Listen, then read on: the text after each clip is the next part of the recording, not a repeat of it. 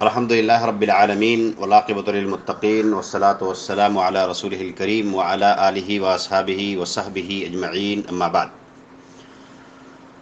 قال الله تعالى في قرآنه المجيد: أعوذ بالله السميع العليم من الشيطان الرجيم. بسم الله الرحمن الرحيم. يا أيها الذين آمنوا كتب عليكم الصيام كما كتب على الذين من قبلكم لعلكم تتقون. محترم حضرات اور معزز سامعین، رمضان کا مبارک مہینہ بس چند دنوں کے فاصلے پر ہے. اللہ تبارک و تعالی نے اپنی نعمتوں سے، اپنی رحمتوں سے اس مہینے کو، اپنے بندوں کو نوازتا ہے. چنانچہ جو شخص اس مہینے کو پائے تو عام مہینوں کی طرح سے اس مہینے کو نہ گزارے، اس مہینے میں کثرت سے اللہ تبارک و تعالی کی عبادت کرے اور آج ہی سے پختہ ارادہ کر لے کہ اس مہینے کی ایک ایک گھڑی اور اس مہینے کا ایک ایک لمحہ ہم اللہ تبارک و تعالیٰ کی رضا کے لیے استعمال کریں گے. اللہ تبارک و تعالیٰ سے کثرت سے توبہ و استغفار کریں گے اور کثرت سے ذکر و اذکار کریں گے. اللہ تبارک و تعالیٰ سے دعائیں کریں گے، مغفرت طلب کریں گے، اس لیے کہ اللہ کے نبی صلی اللہ علیہ وسلم نے فرمایا کہ جو آدمی رمضان کا مہینہ پایا اور اپنی مغفرت نہ کروا لی تو اس سے بڑا نقصان میں کوئی نہیں ہے. تو ایسا نہ ہو کہ ہم ان لوگوں میں آ جائیں جو رمضان کا مہینہ پائیں اور اپنی مغفرت نہ کروا سکیں. تو رمضان کا مہینہ بڑی برکتوں کا مہینہ ہے اور پچھلے جمعہ میں اس کے کچھ مسائل بیان کیے گئے تھے. انشاءاللہ کچھ مسائل آج بیان کیے جائیں گے. لیکن رمضان کے اتنے سارے مسائل ہوتے ہیں کہ جمعہ کے دن اور 2 جمعہ میں اتنے اختصار میں پورے کو احاطہ نہیں کیا جا سکتا ہے. لیکن جو ضروری مسائل ہیں جو عام طور سے لوگوں کے سامنے پیش ہوتے ہیں، کوشش یہ ہوگی کہ ان مسائل کو لوگوں کو بیان کر دیا جائے تاکہ جب لوگوں کے سامنے وہ مسائل آئیں تو انہیں کوئی دقت اور پریشانی نہ ہو. تو پچھلے جمعہ میں بات ہوئی تھی کہ رمضان کے مہینے میں آدمی کیا کیا کام نہیں کر سکتا ہے، کن کاموں کے کرنے سے روزے ٹوٹ سکتے ہیں، اور رمضان کے مہینے میں کن کن کو اجازت ہے روزہ نہ رکھنے کی. روزہ نہ رکھیں، بعد میں قضا کر لیں گے. اسی طرح سے رمضان کے مہینے میں دن کے وقت روزے کی حالت میں کون کون سے کام کرنا جائز ہیں، آدمی کیا کام کر سکتا ہے اور اس کے روزے پر کوئی فرق بھی نہیں پڑے گا. تو ان میں نمبر 1 ہے کہ سرما لگانا اور آنکھ اور کان میں ڈراپ ڈالنا. اس سے روزہ نہیں ٹوٹتا ہے، الا ایک ہی ڈراپ ڈالنے سے، وہ آنکھ میں ڈالے یا کان میں ڈالے، اگر اس کا ذائقہ حلق میں محسوس ہو رہا ہے تو آدمی اس کو تھوک دے، نگلے نہ. اگر نگل لیا تو اس کا روزہ ٹوٹ جائے گا، لیکن اگر تھوک دیا تو پھر اس کے روزے پر کوئی فرق نہیں پڑے گا. ایک حدیث میں آتا ہے، ابن ماجہ کی روایت ہے، اکتحل رسول اللہ صلی اللہ علیہ وسلم وہو صائم. اللہ کے رسول صلی اللہ علیہ وسلم نے سرما لگایا اور آپ روزے سے تھے. تو روزے کی حالت میں سرما لگانا اور اسی پر قیاس کیا گیا ہے ڈراپ ڈالنا. شرط یہ ہے کہ اگر اس کا ذائقہ حلق میں محسوس ہو تو آدمی اس کو نگلے نہ بلکہ اس کو تھوک دے. اسی طرح سے انجیکشن لگوانا، اور ایسا انجیکشن جو غذائی انجیکشن نہ ہو، جس سے بھوک اور پیاس کی ضرورت نہ ختم ہو، جس سے بھوک اور پیاس کی ضرورت نہ پوری ہو، جس سے بھوک اور پیاس نہ مٹے، تو ایسا انجیکشن لگوانے سے کوئی حرج نہیں ہے اور آدمی کے روزے پر کوئی فرق نہیں پڑتا ہے.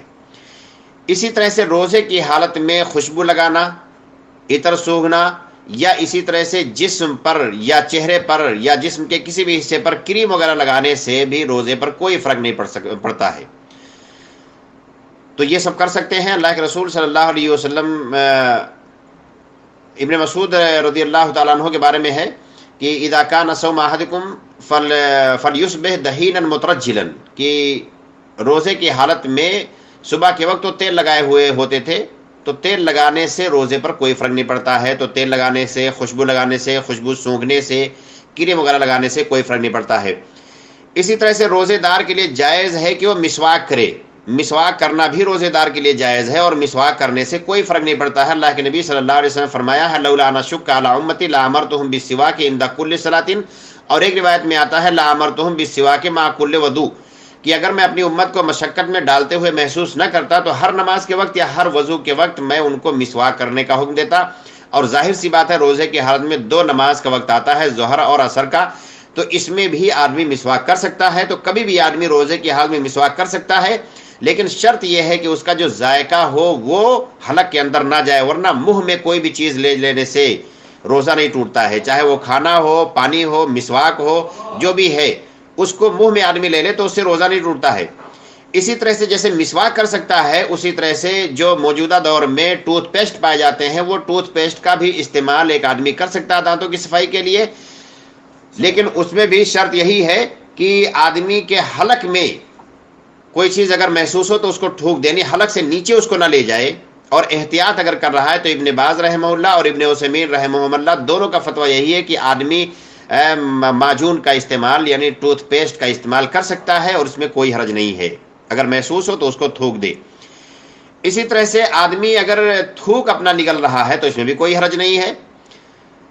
بوقت ضرورت اگر کوئی شخص کھانا بنا رہا ہے یا کوئی عورت کھانا بنا رہی ہے، اس کو چکھ لے تو بھی انشاءاللہ کوئی حرج نہیں ہے۔ اور ابن عباس رضی اللہ تعالیٰ عنہ کا قول ہے لا باس ان یذوق الطعام، کھانا چکھنے میں کوئی حرج نہیں ہے، لیکن اس میں بھی شرط وہی ہے کہ حلق سے نیچے کوئی چیز نہیں جانی چاہیے، اور کھانا چکھنا، اس کا نمک وغیرہ چکھنا یہ زبان سے تعلق رکھتا ہے، آدمی زبان پہ رکھ کے چکھ لے گا تو پھر اس کے اوپر کوئی فرق نہیں پڑنے والا ہے، آدمی ایسا کر سکتا ہے۔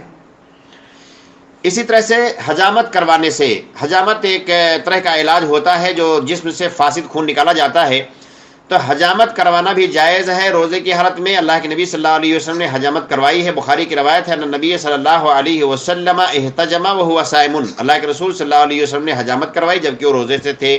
اور ایک روایت میں آتا ہے کہ حجامت کرانے سے منع کیا گیا ہے۔ تو دونوں میں تطبیق یہ ہے کہ اگر آدمی حجامت کروانے سے کمزوری محسوس کر رہا ہے تو اس کا روزہ ٹوٹ جائے گا، اور اگر حجامت کروانے سے کمزوری محسوس نہیں کر رہا ہے تو اس کے روزے پر کوئی فرق نہیں پڑنے والا ہے۔ اسی طرح سے روزے کی حالت میں کلی کرنا، ناک میں پانی ڈالنا، لیکن ناک میں پانی ڈالنے میں جیسے عام حالات میں ابلاغ کیا جاتا ہے، آدمی خوب اندر تک لے جاتا ہے، اس طرح سے روزے کی حالت میں آدمی ناک میں اس طرح سے پانی نہیں ڈالے گا۔ اور اسی طرح سے گرمی یا پیاس کو کم کرنے کے لیے روزے کی حالت میں غسل کرنا بھی جائز ہے، اس میں بھی کوئی حرج نہیں ہے۔ اسی طرح سے اگر کوئی آدمی جنبی ہے اور میاں بیوی نے صحبت کی ہے، ان کا اپنا غسل مؤخر کرنا طلوع فجر تک، یعنی سحری وغیرہ کھانے کے بعد بھی اگر غسل کر لیتے ہیں تو اس میں کوئی حرج نہیں ہے۔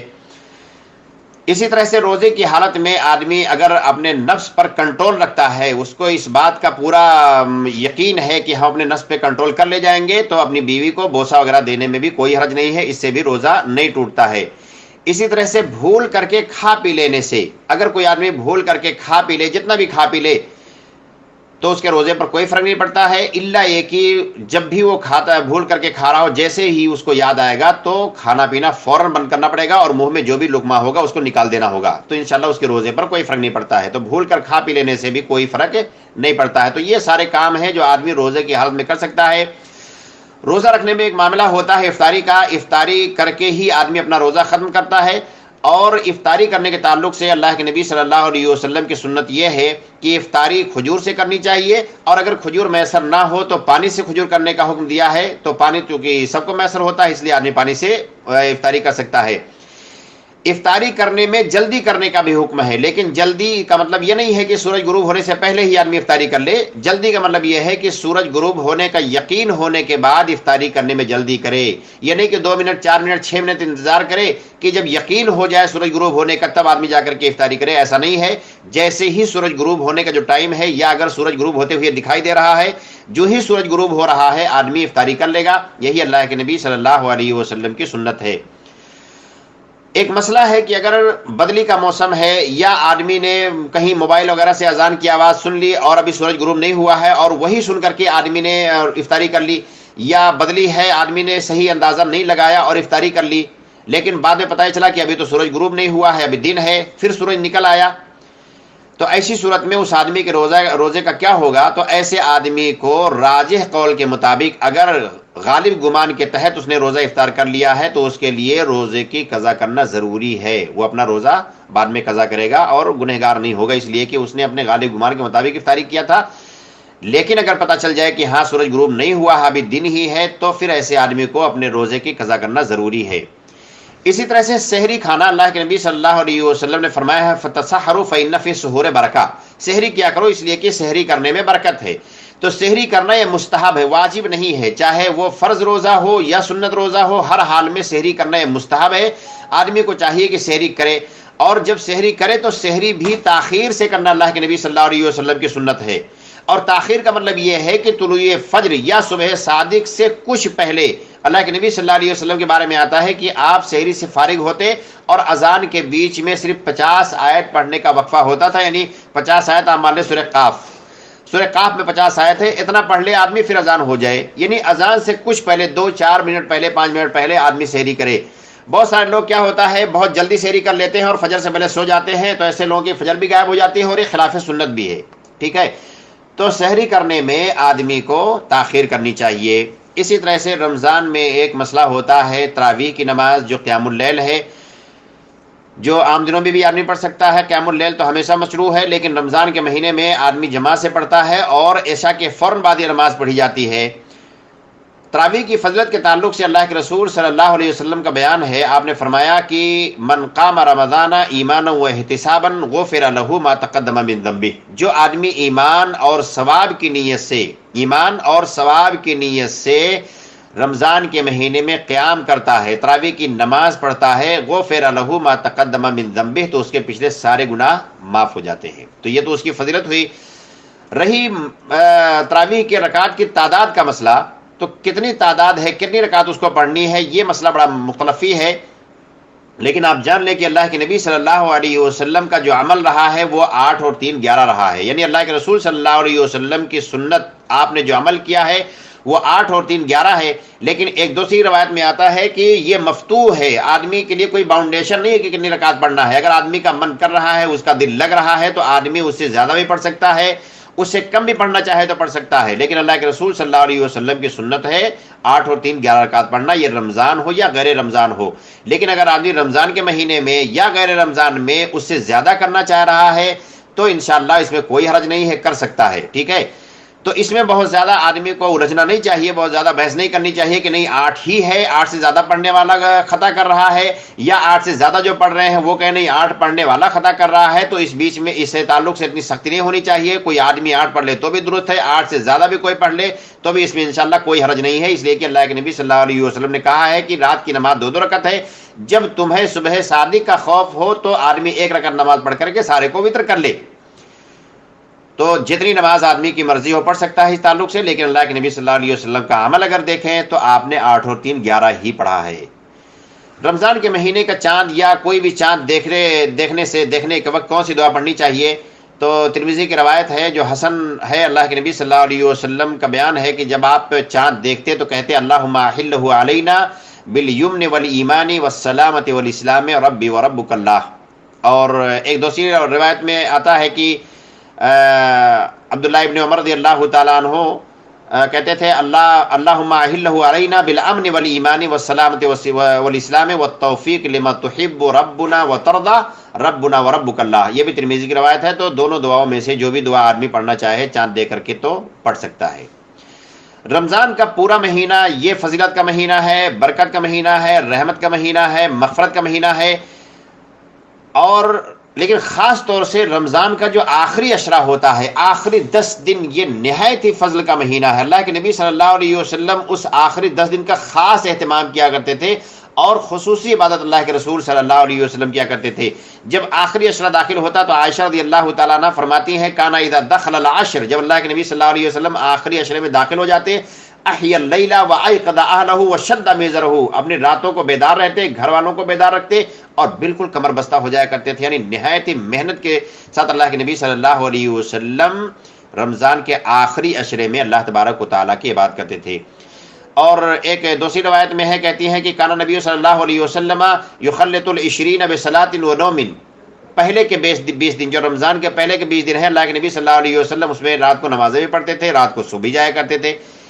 فَإِذَا كَانَ الْعَشْرُ، لیکن جب آخری عشرہ ہو جاتا شمرا وشد میزرہ، تو اللہ کے نبی صلی اللہ علیہ وسلم بالکل کمر بستہ ہو جاتے تھے، کسی طرح کی کوئی سستی نہیں کرتے تھے اللہ تبارک و تعالیٰ کی عبادت کرنے کے تعلق سے اور مغفرت طلب کرنے کے تعلق سے. اللہ کے نبی صلی اللہ علیہ وسلم بالکل کمر بستہ ہو جایا کرتے تھے جب آخری عشرے میں آپ داخل ہوتے. تو آخری عشرے کا خاص اہتمام کرنا چاہیے. کیوں؟ اس لیے کہ آخری عشرے میں ایک رات اللہ تبارک و تعالیٰ نے ایسی رکھی ہے جس کے بارے میں قرآن میں بھی اللہ نے فرمایا ہے اور حدیث میں بھی آتا ہے خیر من الف شہر، کہ وہ ایک رات 1000 راتوں سے بہتر ہے. خیر من الف شہر، 1000 مہینوں سے بہتر ہے، 1000 مہینوں سے بہتر کہا ہے، اور وہ رات آخری عشرے میں پڑتی ہے۔ چنانچہ اس ایک رات کو تلاش کرنے کے لیے آدمی کو آخری عشرے میں خاص طور سے اللہ تبارک و تعالیٰ کی عبادت کرنی چاہیے۔ وہ خاص رات کب ہوتی ہے؟ یہ تو کنفرم ہے کہ آخری عشرے میں ہوتی ہے۔ اب آخری عشرے کی کس رات میں ہوتی ہے؟ اللہ کے نبی صلی اللہ علیہ وسلم کی صحیح روایت ہے، آپ نے فرمایا تحروا لیلۃ القدر فی العاشر من رمضان، کہ رمضان کے آخری عشرے میں لیلۃ القدر کو تلاش کرو، اور ایک دوسری روایت میں اور خاص ہے کہ فی الوتر من العشر الاواخر، آخری عشرے کی طاق راتوں میں تلاش کرو۔ تو آخری عشرہ اور پھر آخری عشرے کی طاق راتیں، یعنی 21ویں رات، 23ویں رات، 25ویں رات اور 27ویں رات، 29ویں رات، ان راتوں میں آدمی کو تلاش کرنا ہے۔ اور بڑا مختلف مسئلہ ہے، آدمی بڑا اس میں اختلاف میں پڑے رہتے ہیں کہ 21ویں رات کہاں کے اعتبار سے ہوتی ہے۔ عرب ممالک میں ایک دن پہلے روزہ ہوتا ہے، تو یہاں جب 21ویں رات ہوتی ہے تو جو انڈیا پاکستان ہے وہاں پہ 20ویں رات ہوا کرتی ہے۔ تو اس تعلق سے بڑا اختلاف ہے، آدمی اپنے چاند کے اعتبار سے 21ویں رات کو یا 21ویں یا طاق راتوں کو اللہ تبارک و تعالیٰ کی عبادت کرے، شب قدر کو تلاش کرے، اللہ تبارک و تعالیٰ سے امید رکھے، اللہ تبارک و تعالیٰ اسے اس اجر سے نوازے گا۔ بہت زیادہ اس بحث میں پڑھنے کی ضرورت نہیں ہے، آدمی اپنے اعتبار سے جہاں چاند دیکھ رہا ہے اسی حساب سے آدمی روزہ بھی رکھے، عید بھی کرے، اور شب قدر بھی اسی حساب سے تلاش کرے، اور سارے معاملات اسی طرح رہیں۔ آخری عشرے میں ایک خاص عمل ہوتا ہے اعتکاف۔ اعتکاف کا حکم یہ ہے کہ اعتکاف یہ سنت ہے، واجب نہیں ہے۔ اعتکاف کا مطلب ہوتا ہے کہ کسی جگہ کو لازم پکڑ لینا، اور شرعاً اعتکاف کا مطلب ہوتا ہے کہ اللہ کی اطاعت اور اللہ کی عبادت کی نیت سے مسجد کو لازم پکڑ لینا اعتکاف کہلاتا ہے۔ تو اعتکاف مسجد کے علاوہ اور کہیں نہیں ہو سکتا ہے۔ ہمارے یہاں بہت ساری عورتیں ہوتی ہیں جو گھروں میں ایک کونا پکڑ کے بیٹھ جاتی ہیں، اعتکاف میں ہیں، ایسے اعتکاف نہیں ہوتا ہے۔ عورتیں بھی مسجد میں اعتکاف کریں گی اگر مسجد میں انتظام ہے تو، اگر نہیں انتظام ہے تو عورتیں اعتکاف نہیں کریں گی۔ لیکن اس کا مطلب یہ نہیں ہے کہ مسجد میں انتظام نہیں ہے تو گھروں میں اعتکاف کرنا شروع کر دیں گی۔ گھروں میں اعتکاف کرنا درست نہیں ہے، اس لیے کہ اعتکاف کا مسئلہ مسجدوں کے ساتھ خاص ہے۔ اعتکاف کا مسئلہ مسجدوں کے ساتھ خاص ہے، وہ کہیں اور ہو ہی نہیں سکتا ہے۔ تو اعتکاف مسجدوں ہی میں ہو سکتا ہے، اور آخری 10 دن آدمی اعتکاف کر سکتا ہے۔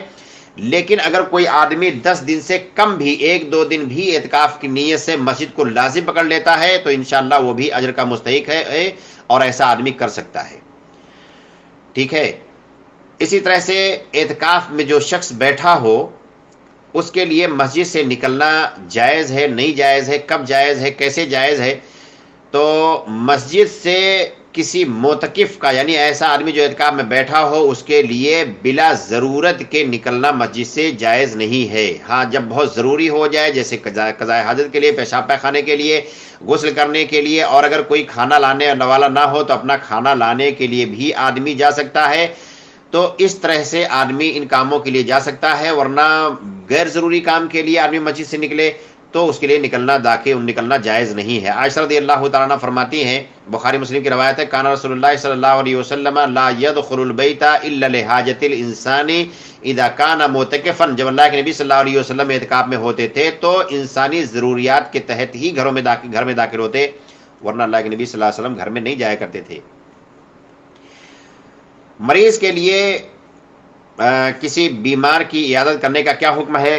تو یہ سوال پوچھا گیا لجنہ دائمہ سے، تو کہہ رہے ہیں کہ السنۃ اللہ یزور المعتکف مریضا اثناء اعتکافہ، کی اعتکاف کے دوران، یعنی اعتکاف کرنے والا آدمی مریض کی عیادت نہیں کرے گا، دعوت بھی قبول نہیں کرے گا، ہے نا، اور نہ ہی گھریلو ضروریات پورا کرنے کے لیے جائے گا، نہ ہی جنازے میں شرکت کرے گا، اور مسجد کے باہر بھی نہیں جائے گا بلا کسی خاص ضرورت کے، ورنہ مسجد کے باہر ایسا آدمی نکل نہیں سکتا ہے۔ تو اعتکاف اگر کوئی کرنا چاہے تو ان پابندیوں کو سمجھ لے، اس کے بعد ہی آدمی اعتکاف کرے، اور اعتکاف جب آدمی کرے تو اللہ تبارک و تعالیٰ کی عبادت ہی کرے جتنا ممکن ہو، ورنہ بہت سارے لوگ جب کئی مسجدوں میں کئی لوگ اعتکاف بیٹھ جاتے ہیں تو اس میں لوگ گپیں بھی لگایا کرتے ہیں، تو اس سے بہت سخت احتراز کرنے کی ضرورت ہے۔ آدمی وہاں پہ اللہ تبارک و تعالیٰ کی عبادت کرنے کے لیے بیٹھا ہے، لوگوں سے بات کرنے کے لیے نہیں بیٹھا ہے۔ ہاں ضروری باتیں، گھر والوں کو کوئی ضروری بات سمجھانی ہو یا کسی کو دین کی بات بتانی ہو تو آدمی اعتکاف کی حالت میں بتا سکتا ہے، اس میں کوئی حرج نہیں ہے، لیکن لا یعنی باتیں کرنا، بلا وجہ دنیاوی باتوں میں لگے رہنا، یہ درست نہیں ہے۔ اسی طرح سے رمضان کے آخری عشرے میں ایک مسئلہ ہوتا ہے زکوٰۃ فطر کا۔ تو زکوٰۃ فطر کس کو کہتے ہیں؟ کہتے ہیں ہی صدقۃ تجب بالفطر من رمضان طہرۃ للصائم من اللغو والرفث، زکوٰۃ فطر رمضان کے اختتام پر واجب ہوتی ہے. یہ روزے دار کے روزے میں جو کمی رہ جاتی ہے اس کمی کو دور کرنے کے لیے زکوٰۃ فطر نکالی جاتی ہے. اور اللہ کے نبی صلی اللہ علیہ وسلم نے زکوٰۃ فطر کا 2 مقصد بتایا ہے. 2 مقصد: طہرۃ للصائم و طعمۃ للمساکین، روزے داروں کے روزے کی پاکی اور جو مسکین ہیں ان کے کھانے کا انتظام ہو جاتا ہے تاکہ عید کے دن انہیں جا کر کے لوگوں کے سامنے ہاتھ پھیلانے کی ضرورت نہ پڑے. تو زکوٰۃ فطر ہر مسلمان پر زکوٰۃ فطر فرض ہے، چاہے وہ چھوٹا ہو، بڑا ہو، امیر ہو، غریب ہو، مرد ہو، عورت ہو، جتنا بھی آدمی ہو اس کے لیے زکوٰۃ فطر فرض ہے. اگر کوئی چاند نکلنے سے پہلے یعنی عید الفطر کا یا شوال کا چاند نکلنے سے پہلے کسی کے یہاں بچہ بھی پیدا ہو جائے تو اس کی طرف سے بھی زکوٰۃ فطر نکالا جائے گا. تو زکوٰۃ فطر آدمی کے لیے نکالنا ضروری ہے اور اس کی وجہ بتا دی گئی کیوں نکالا جائے گا. اور زکوٰۃ فطر کے نکالنے کا جو بہتر وقت ہے وہ عید کا چاند نظر آنے کے بعد سے لے کر کے عید کی نماز کے لیے جانے سے پہلے نکال کر کے تقسیم کرنا ضروری ہے نا. اور اگر کوئی آدمی چاند نکلنے کے 2-4 دن پہلے بھی اگر نکالنا چاہ رہا ہے تو انشاءاللہ نکال سکتا ہے. لیکن بسا اوقات ایسا ہوتا ہے بعض علاقوں میں کہ جیسے رمضان شروع ہوتا ہے اور لوگ عید فطرانہ نکالنا شروع کر دیتے ہیں تو یہ درست نہیں ہے نا. ایسے آدمی کو چاہیے کہ دوبارہ نکالے. تو یہ آپ اگر رمضان کے شروع سے آپ کو اگر لوگ کہتے ہیں کہ بہت سارے لوگ مانگنے آ جاتے ہیں، بھائی بہت سارے لوگ مانگنے آ جاتے ہیں تو فطرانے کے علاوہ بھی آپ دے سکتے ہو. کوئی ضروری ہے کہ فطرانہ ہی بانٹنا شروع کر دو شروع رمضان سے. آپ اپنے دوسرے مال کو بھی اللہ تبارک تعالیٰ کے راستے میں خرچ کر سکتے ہیں. رمضان کے مہینہ تو خرچ کرنے کا مہینہ ہے. اللہ کے نبی صلی اللہ علیہ وسلم کے بارے میں آتا ہے جب رمضان کا مہینہ شروع ہوتا تو آپ آدھی سے بھی زیادہ سخی ہو جایا کرتے تھے. تو رمضان کے شروع میں اگر کوئی فقیر مسکین محتاج آتا ہے تو آپ زکوٰۃ فطر کے علاوہ اس کی مدد کریں. اگر اللہ نے آپ کو توفیق دیا ہے تو، نہیں دیا ہے تو آپ معذرت کر لیں. لیکن جو زکوٰۃ فطر کا مسئلہ ہے وہ عید کا چاند نکلنے کے بعد فرض ہو جاتا ہے اور اس سے 2-3 دن پہلے نکالنا جائز ہے. آدمی نکالنا چاہے تو نکال سکتا ہے.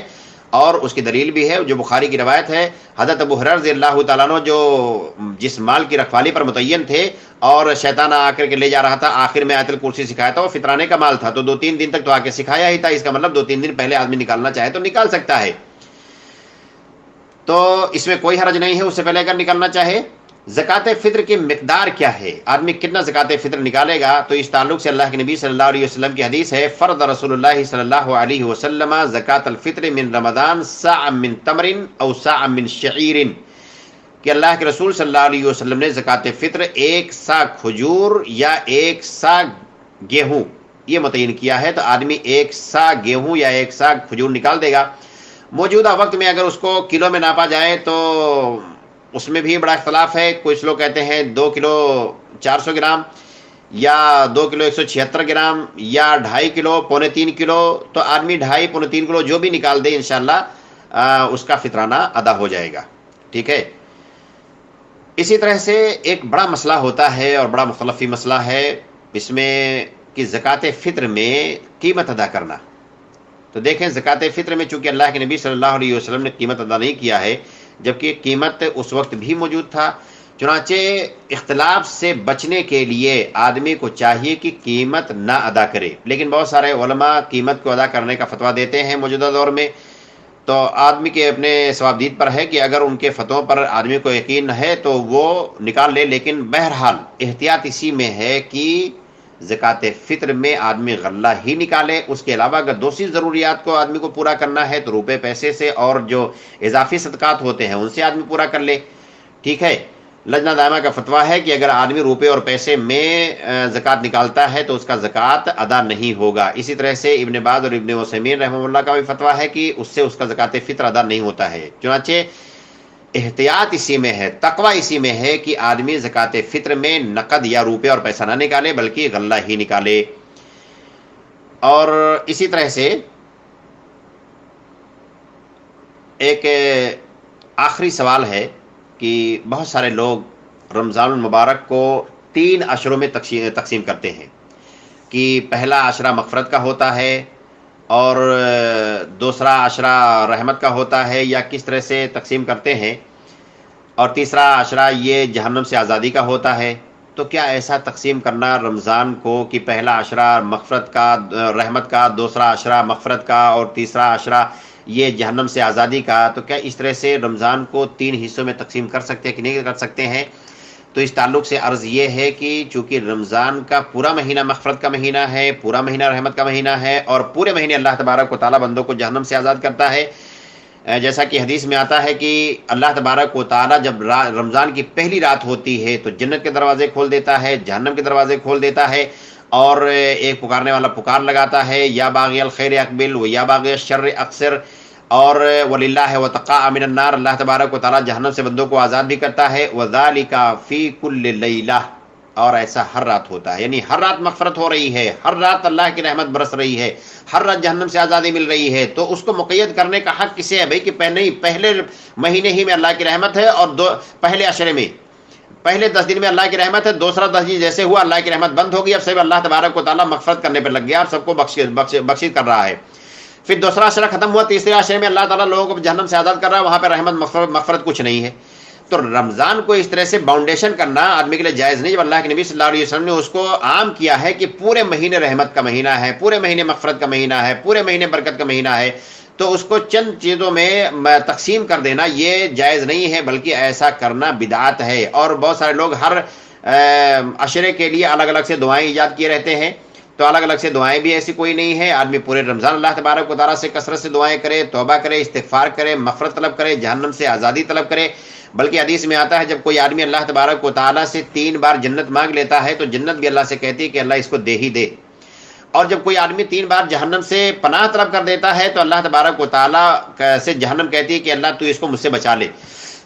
تو آدمی کو کثرت سے دعا کرنا چاہیے، اللہم انی اسألک الجنۃ واعوذ بک من النار، یہ اس طرح سے جو بھی دعائیں ہیں جن میں جنت کی طلب اور جہنم سے پناہ ہے، تو آدمی ان دعاؤں کو کثرت سے کرتا رہے تاکہ اللہ تبارک و تعالیٰ اسے پناہ میں رکھے۔